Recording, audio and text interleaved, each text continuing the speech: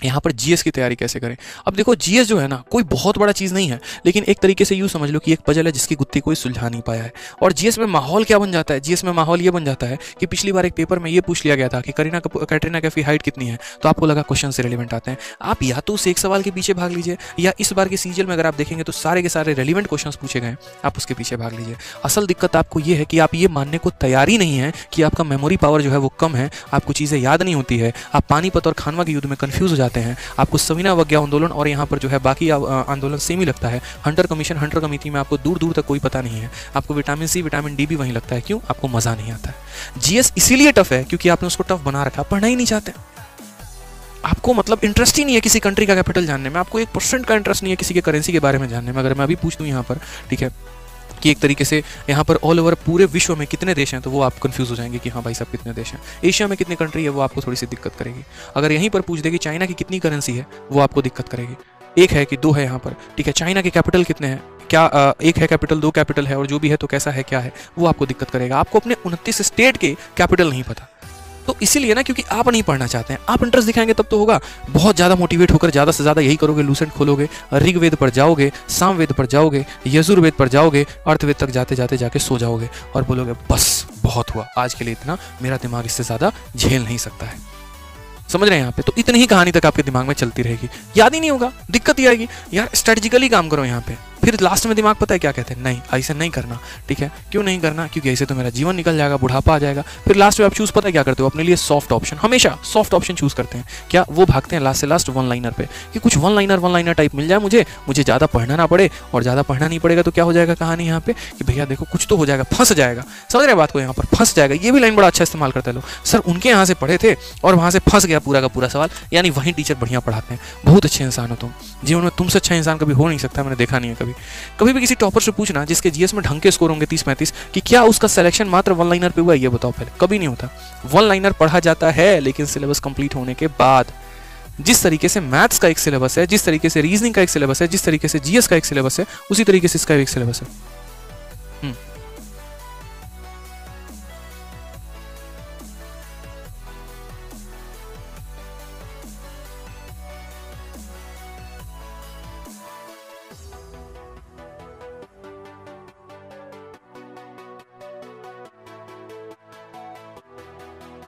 तो यहाँ पर जैसे इन बातों का ध्यान रखना कि वन लाइनर से कुछ नहीं होता यहाँ पे, ठीक है, ये बाद में काम आता है भाई, शुरू में नहीं आता। शुरू में स्ट्रेटेजिकली मैं आपको बताऊँ तो यहाँ पर जीएस पढ़ना पड़ेगा। अब जीएस में आपको क्या पढ़ना पड़ेगा, तो सबसे पहले करंट अफेयर, दूसरा अगर हम यहाँ बात करते हैं तो स्टैटिक करना पड़ेगा, तीसरा अगर मेरे भाई यहाँ पर बात करते हैं तो आपके जो सब्जेक्ट हो गए आपको वो पढ़ने पड़ेंगे। सर यकीन मानिए पढ़ना पड़ेगा, मतलब पढ़ना पड़ेगा। हम कारण बताते हैं क्यों। अब इन सब्जेक्ट में आपका हिस्ट्री भी है, इन सब्जेक्ट में आपका पॉलिटी भी है, इन सब्जेक्ट में आपका ज्योग्राफी भी है, इन सब्जेक्ट में अगर हम यहाँ पर बात करते हैं तो आपका हिस्ट्री पॉलिटी ज्योग्राफी इकोनॉमिक्स भी हो जाएगा, और उसके बाद आपका साइंस हो जाएगा। साइंस में आपको यहाँ पर न्यूटन्स के लॉज नहीं पढ़ने हैं, साइंस में यहाँ पर केमिकल रिएक्शंस नहीं पढ़ने हैं, साइंस में यहाँ पर किसी का केमिकल फॉर्मूला नहीं पढ़ना, जो स्टैटिक पार्ट है ना वो पढ़ना है। मुझे भी शुरू में लगा, मैं केमिस्ट्री ऑनर्स का बंदा हूँ, मुझे लगा रहे ऑनर्स किया तेरे भाई ने केमिस्ट्री में लपेट देगा। अब भाई साहब बाद में यहाँ पर पता चला कि यहाँ पर क्वेश्चन ऐसे पूछे जाते हैं कि जो आप एलपीजी गैस अपने घर में रखे हुए हैं, जो घरेलू गैस है, उसमें महक आती है तो किस वजह के आती है, कौन सा केमिकल डाला जाता है, अब ये तो हमारे में पढ़ाया ही नहीं गया। जो सिंदूर औरतें सर में लगाती हैं, उस सिंदूर में कौन सा केमिकल है ये बताओ यहाँ पर, ये हमारे केमिस्ट्री ऑनर्स का पार्ट ही नहीं था यार।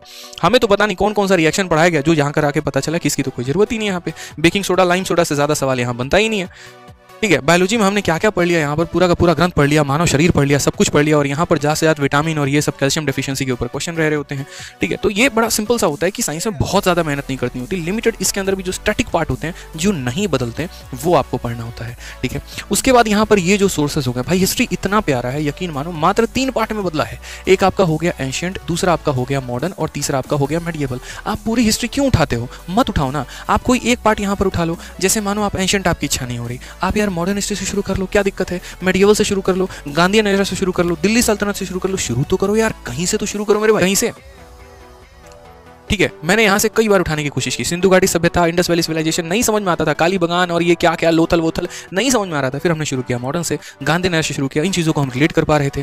ठीक है, तो यहाँ से एक एक करके पॉइंट्स बनाने शुरू किया, याद करना शुरू किया। तो शुरू करना पड़ेगा, एक बार में कभी नहीं होगा। मैं कह रहा हूँ 10 बार चित के पट हो जाओगे, उठाओगे लूसेंट पटक दोगे, उठाओगे पटक दोगे, उठाओगे अपना कोर्स पटक दोगे, लेकिन एट द एंड फिर पकड़ना पड़ेगा, फिर पढ़ना पड़ेगा। पॉलिटी है, ठीक है, 5 आर्टिकल आपको याद है और आपके पेपर में 6ठा आर्टिकल आ गया, किसकी गलती है ये बताओ, आपकी गलती है, एग्जामिनर की गलती नहीं है, क्योंकि सीधा तौर पर है कि आपको कम से कम 20 से 25 आर्टिकल तो याद होने चाहिए। अब 5 आपने याद किए तो आपकी भूल है ना।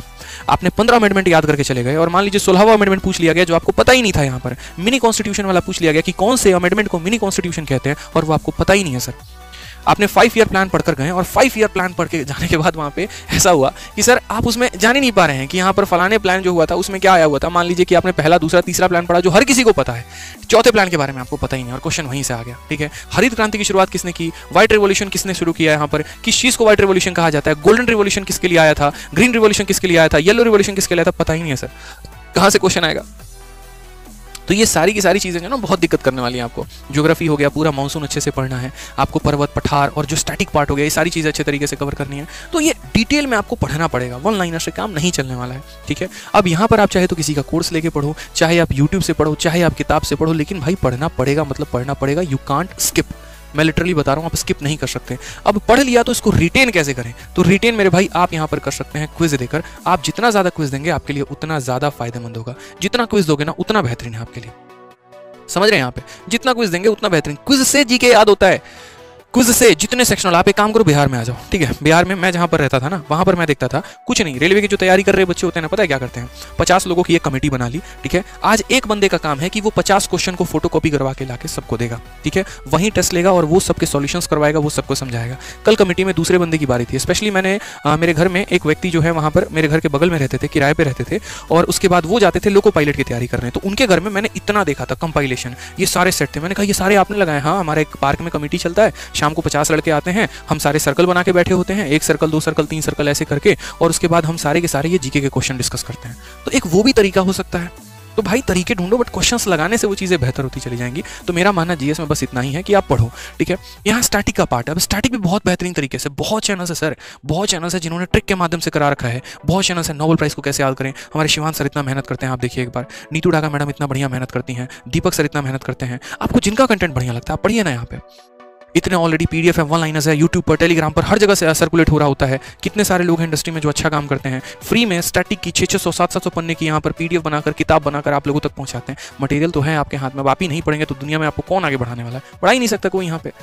ठीक है, तो इसके ऊपर भी आपको काम करना है कि जीएस में बहुत तगड़ी पकड़ बना के चले।